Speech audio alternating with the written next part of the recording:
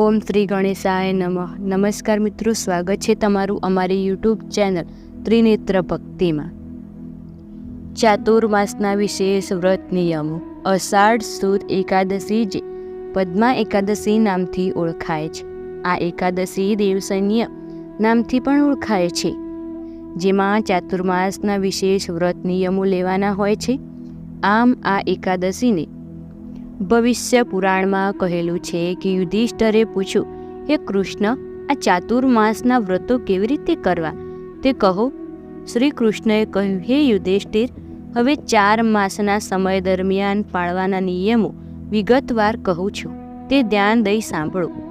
કર્ક સંક્રાંતિમાં અષાઢ સુદ એકાદશીના દિવસથી જગતના નાથ નારાયણને પોઢાડવા અને તુલા રાશિના સૂર્ય થાય એટલે કે કાર્તિક સુદ એકાદશી, જેને દેવ ઉઠણીના દિવસે નારાયણને જગાડવા અષાઢ સુદ એકાદશીને દિવસે ઉપવાસ કરી નિયમ લેવો અને નારાયણની સ્થાપના કરવી. તેને સફેદ વસ્ત્રવાળા પલંગ ઉપર પિતાંબર પહેરાવી પંચામૃતથી સ્નાન કરાવી દૂધ દીપ કરી જગતના નાથને શયન કરાવવું અથવા શયન કરાવવાની ભાવના કરવી અને પ્રાર્થના કરવી. આપ શયન કરશો ત્યારે ચરાચર જગત શયન કરશે અને આપ જાગશો ત્યારે ચરાચર જગત જાગશે, એમ પ્રાર્થના કરી ઉત્તમ પુષ્પો વડે પૂજા કરવી. ચાતુર્માસનું વ્રત ધારણ કરવા નિયમો અને તેનું ફળ. હે યુધિષ્ઠિર, જે માણસ 4 માસ સુધી હંમેશા દેવ મંદિરમાં વાળવું, જળ છાંટવું, લીંપવું, રંગોળી પૂરવી વગેરે સેવા નિષ્ઠાથી શ્રદ્ધાપૂર્વક કરે છે, તેને 4 માસ પૂરા થયા બાદ 7 જન્મો સુધી ઉત્તમ બ્રાહ્મણને ઘેર જન્મ થાય છે. માણસ 4 માસ પર્યપ્ત વિષ્ણુને સુવર્ણ કમળ ચડાવે છે અને નૈવેદ્ય ધરે છે. તેમજ ચંદન, પુષ્પ, અક્ષતથી દેવ અને બ્રાહ્મણનું પૂજન કરે છે. તે અંતે સ્વર્ગમાં જાય છે. ચાતુર્માસ સુધી દરરોજ તુલસી વડે શ્રી હરિનું પૂજન કરે છે અને વ્રતની સમાપ્તિ વખતે સુવર્ણ તુલસીપત્ર સુપાત્ર બ્રાહ્મણને દાન આપે છે. તે સુવર્ણના વિમાનમાં બેસીને વૈકુંઠમાં જાય છે. 4 માસ સુધી પીપળાને પાણી રેડવું, સંધ્યા સમયે મંદિરમાં દીવો મૂકવો, પુરાણ અને ધર્મશાળા સાંભળામાં વિષ્ણુના નામનો જાપ કરવો, દરરોજ સૂર્યને અર્ઘ્ય આપવો, સુવર્ણ લાલ વસ્ત્ર તથા ગાયનું દાન કરે છે, તેને આરોગ્યપૂર્ણ આયુષ્ય, લક્ષ્મી અને કીર્તિ પ્રાપ્ત થાય છે. 4 માસ સુધી જે માણસ વિષ્ણુને પ્રીતિ કરનારી પવિત્ર તુલસીની માળા ધારણ કરે છે, તુલસી પૂજન કરી તાંબાના પાત્રથી તુલસીને પાણી ચડાવે છે અને બ્રાહ્મણોને જમાડે છે, તે સર્વ પાપોથી મુક્ત થઈ વૈકુંઠમાં જાય છે. જે માણસ 4 સાલ સુધી સૂર્યને ગણેશને નમસ્કાર કરે છે અને 4 માસને અંતે પોતાના ઈષ્ટદેવની સોનાની મૂર્તિ બ્રાહ્મણને આપે છે, એના સઘળા મનોરથો પૂર્ણ થાય છે, આયુષ્ય વધે છે, સર્વ જગ્યાએ વિજય પામે છે. જે માણસ 4 માસ સુધી મંદિરમાં પુષ્પની સેવા કરે છે અને અંતે વ્રત સમાપ્ત થાય છે, બ્રાહ્મણને સુવર્ણ પુષ્પનું દાન કરે છે, તે મોટું સૌભાગ્ય પામે ગાંધર્વ લોકમાં જાય છે. જે માણસ 4 માસ સુધી શાક ફળ ખાઈને રહે છે અને અંતે ગૌદાન કરે છે, તે વિષ્ણુ લોકમાં જાય છે. માણસ 4 માસ સુધી દૂધ પીને રહે છે અને સમાપ્તિ વખતે સુપાત્ર બ્રાહ્મણને અથવા મંદિરમાં દૂધની ગાયનું દાન કરે છે, દિવ્ય ધામને પામે છે. માણસ 4 માસ સુધી નક્ત ભોજન અને પૂર્ણાહુતિ સમયે બ્રાહ્મણને જમાડે છે, તે કૈલાસ પૂજાય છે. અને માણસ 4 માસ સુધી 1 વખત ભોજન કરે અને નારાયણનું પૂજન કરે છે અને વ્રતની સમાપ્તિ થાય ત્યારે શક્તિ પ્રમાણે બ્રાહ્મણને જમાડે દક્ષિણા આપી પ્રાપ્ત કરે છે, તે સ્વર્ગમાં જાય છે. જે માણસ 4 માસ સુધી ચોખા ખાઈને રહે છે, પોતાના પુત્રો અને પૌત્રોની સાથે કૈલાસમાં પૂંજાય છે. ચાતુર્માસ દરમિયાન ત્યાગ કરનારના પદાર્થો: શ્રાવણ માસમાં શાકનો ત્યાગ કરવો, ભાદરવા માસમાં દહીંનો ત્યાગ કરવો, આસો માસમાં દૂધનો ત્યાગ કરવો અને કાર્તિક માસમાં દ્વિદળનો ત્યાગ કરવો. આ રીતે 4 વસ્તુઓનો 4 માસમાં ક્રમે કરી અવશ્ય ત્યાગ કરવો જોઈએ. કોળું, ચોળા, મૂળા, ગાજર, કરમંદા અને શેરડી એટલી વસ્તુઓનો ચાતુર્માસ પર્યાપ્ત ત્યાગ કરવો. તેમજ મસૂર, ગણા, બીજવાળા ફળો અને રીંગણા એમનો પણ ત્યાગ કરવો. વિશેષ બોર, આવળા, દૂધી, આંબલી, મોગરી, સરગવો, તરબૂચ, દાજેલું અનાજ વગેરે જે માણસ ચાતુર્માસ દરમિયાન ખાય છે તેનાથી નારાયણ અત્યંત દૂર રહે છે. ગોળ, મધ, તેલ તેનો ત્યાગ કરવો. રાત્રિ ભોજન તેમજ પારકા અન્નનો પણ ત્યાગ કરવો જોઈએ. આવા નિયમો લઈ શકાય છે.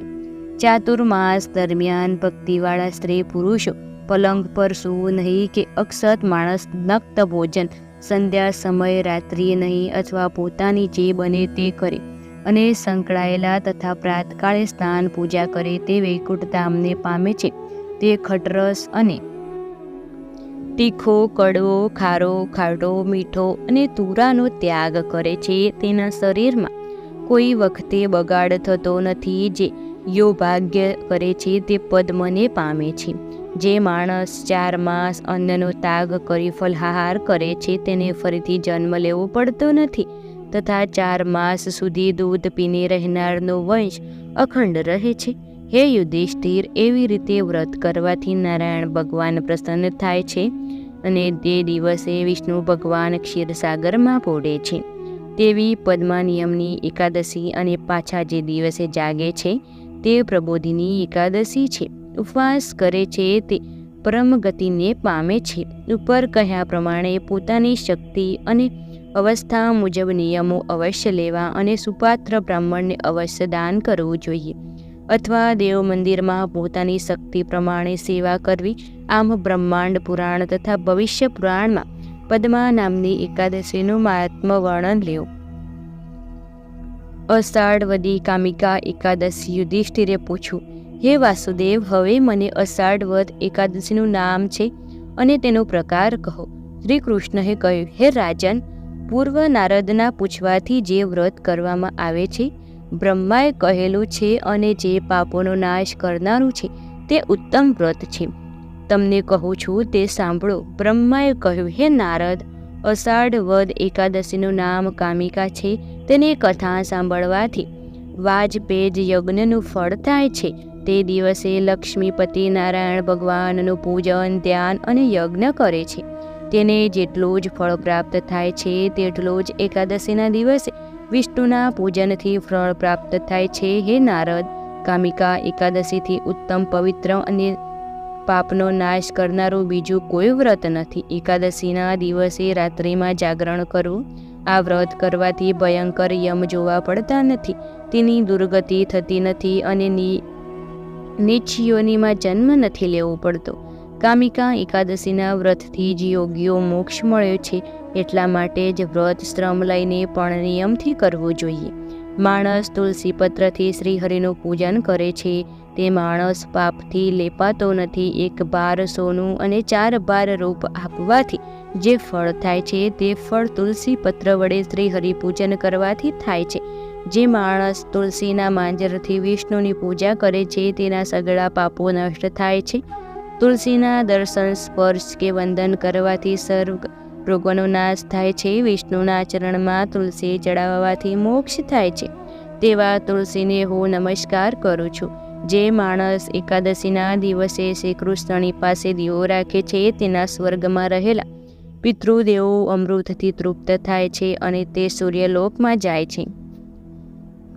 હે યુધિષ્ઠિર, મેં તમારી પાસે આ કામિકા એકાદશીનો મહિમા કહી સંભળાવ્યો છે. આ એકાદશીનું વ્રત અવશ્ય કરવું, કારણ કે આ એકાદશી વ્રત બ્રહ્મ હત્યાનો નાશ કરનારી, સર્વ પાપોનો હરનારી, ગર્ભહત્યાને મટાડનારી, મોટા પુણ્યને આપનારી છે અને સ્વર્ગમાં પહોંચાડનારી છે. જે માણસ આ એકાદશીનું મહાત્મ્ય શ્રદ્ધાથી સાંભળે છે અથવા પાઠ કરે છે તે સર્વ પાપોથી મુક્ત થઈ વૈકુંઠ ધામને પામે છે. એવી રીતે બ્રહ્મ વૈવર્ત પુરાણમાં કહેલું છે. મિત્રો, તમને વિડીયો પસંદ આવે તો વિડીયોને લાઇક, શેર, કમેન્ટ કરજો અને ચેનલમાં નવા હોય તો ચેનલને સબસ્ક્રાઈબ કરજો. ધન્યવાદ.